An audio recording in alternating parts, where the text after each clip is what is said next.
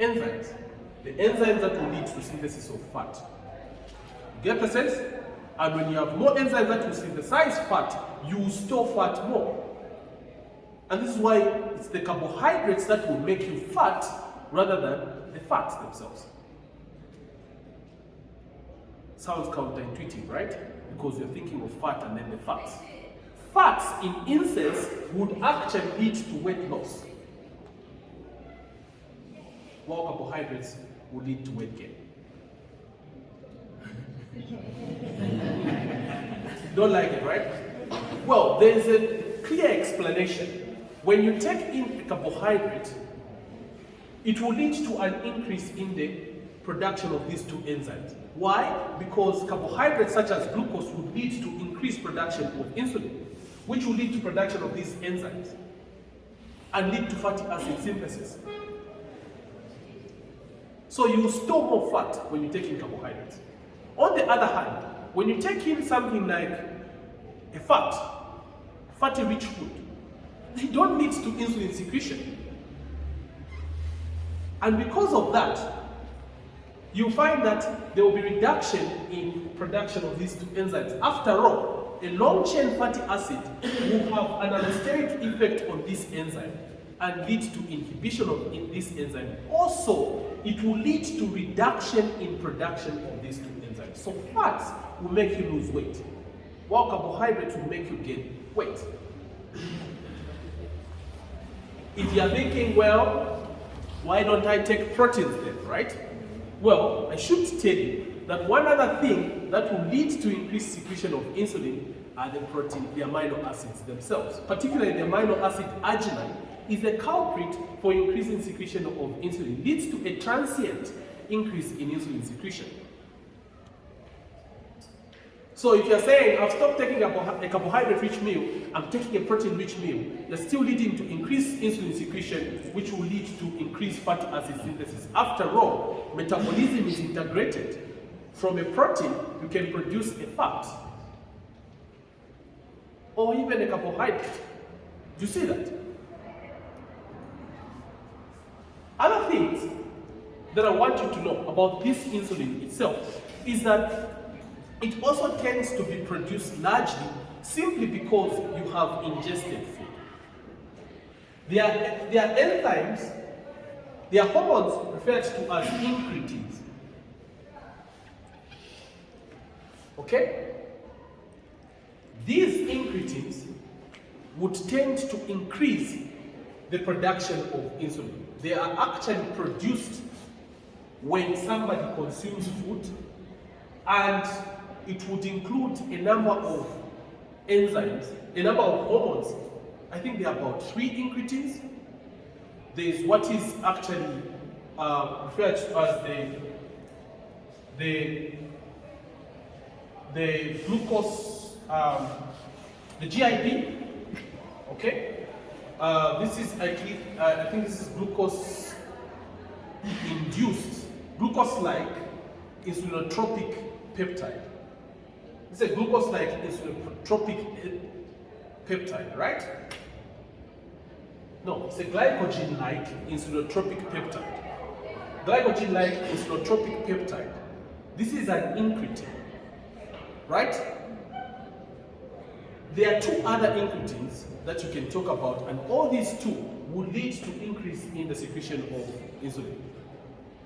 So when you take food into your stomach, because of these incretins, it will lead to a higher production of insulin. More so than it would lead if you have actually injected the glucose into the blood. The same amount of glucose taken in through the stomach, through the GIT, will lead to higher secretion of insulin because there is an aspect of incretins as well. Is that clear? So, insulin secretion is the primary cause of fatty acid synthesis. Is that okay? Next thing. Now that we know all this, I want us to now delve into the process of fatty acid synthesis and how these 2 enzymes will come into play. Well, acetyl-CoA carboxylase is the primary enzyme that commits to fatty acid synthesis.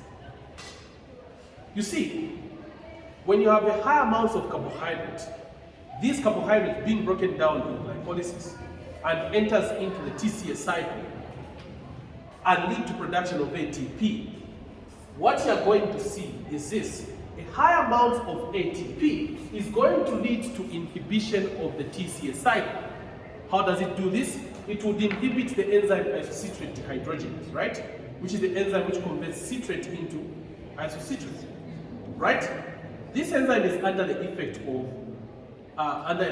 ATP, right? So high ATP would actually allosterically inhibit that enzyme.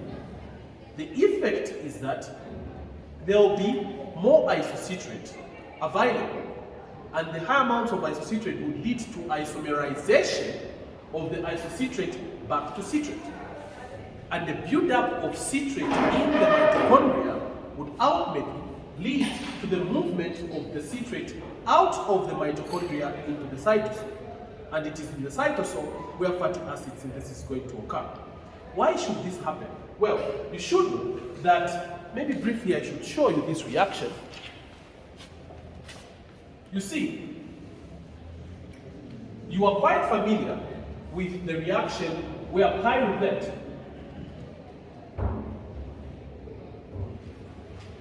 was being converted into acetyl-CoA.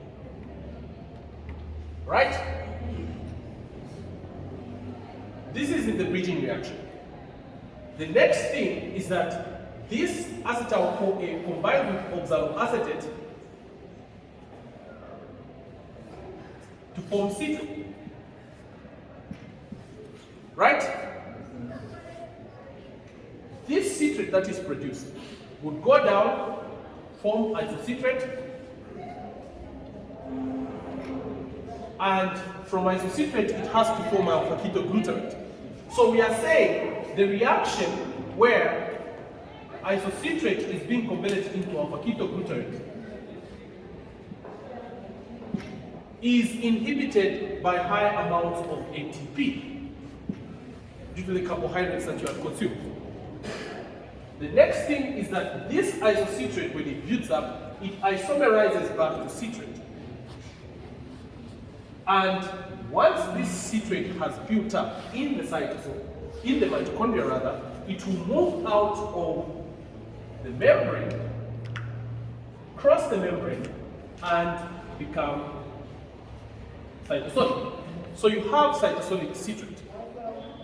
I must tell you that this is how the acetyl groups that are used for synthesis of fatty acids move from the mitochondria into the cytosol.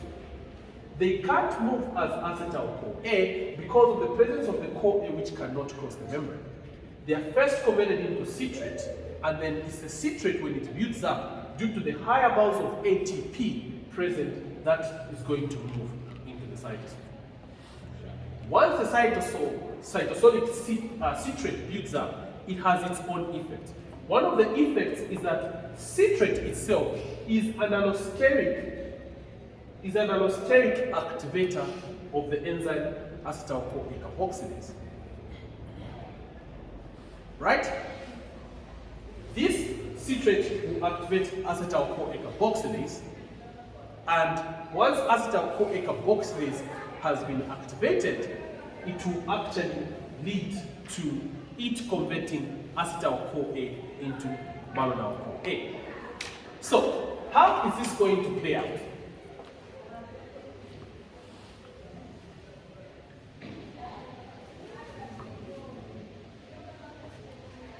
So,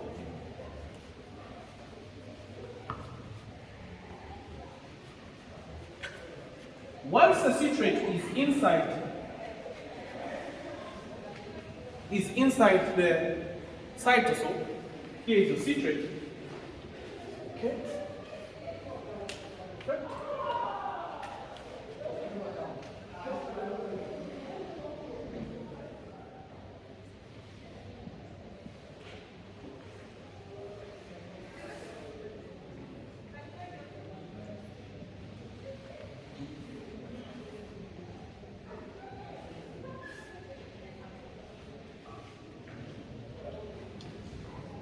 Citrate. 1, 2, 3, 4, 5, 6. So this is your citrate. Once a citrate is in the cytosol, this citrate is actually going to be acted upon by the enzyme called ATP citrate lyase. What this enzyme is going to do is that with the help of ATP citrate lyase, citrate is actually going to be converted into one molecule of acetyl-CoA, right? And then it will also be converted to another molecule of oxaloacetate. Is that clear? So, the help of ATP, you have a CoA coming in, and what you're going to see is that you have two end products. One of them is actually going to be the acetyl-CoA. The CoA is going to attach there. So you have the acetyl-CoA there. This is acetyl-CoA. And then you also have another product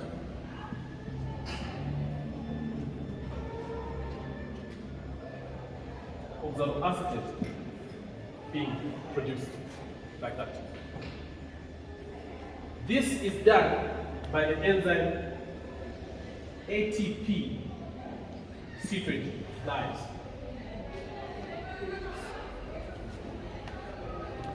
ATP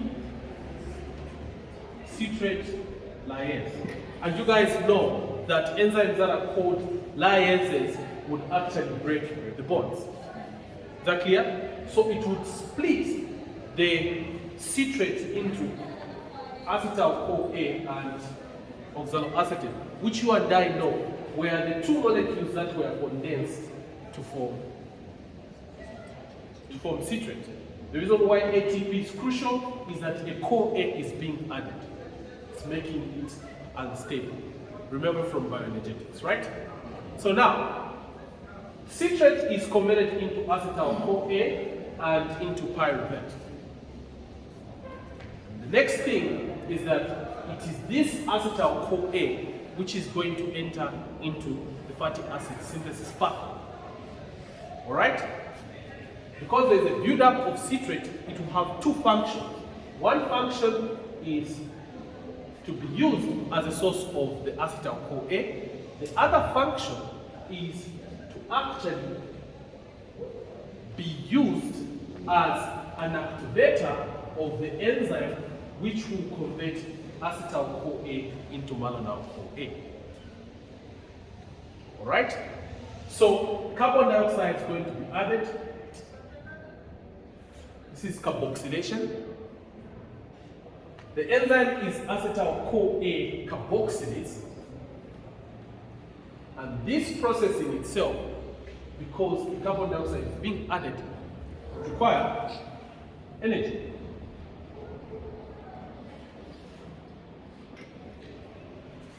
This carboxylation is going to be facilitated with the help of biotin. Biotin, the same vitamin biotin, on the lysyl group of that biotin, you actually have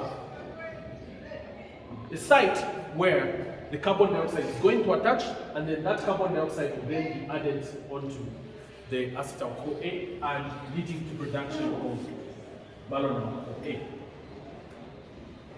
A.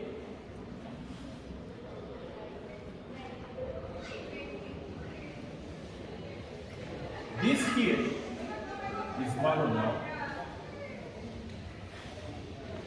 At this point, guys, you have first encountered malonyl-CoA, and I must tell you that it is malonyl-CoA that is the activated donor of acetyl groups for fatty acid synthesis.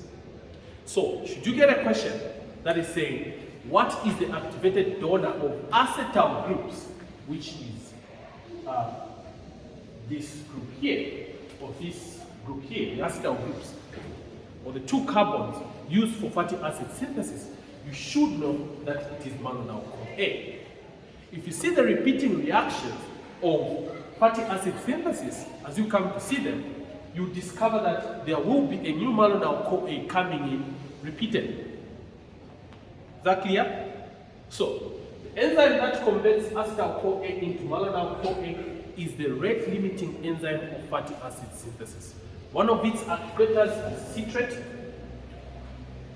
The other activator is actually insulin itself, as I already mentioned. So initially, when this enzyme is in its inactive form, it exists as a proton. When insulin comes in, it polymerizes, and once it polymerizes, it gets activated. Once this enzyme has been activated, it will then start converting acetyl CoA into malonyl CoA. Is that clear? This happens when there is high amounts of insulin, or simply say, when you have eaten your carbohydrates. Is that okay? Once this reaction has occurred, this is the rate-limiting reaction of fatty acid synthesis, which means that fatty acid synthesis would continue from there.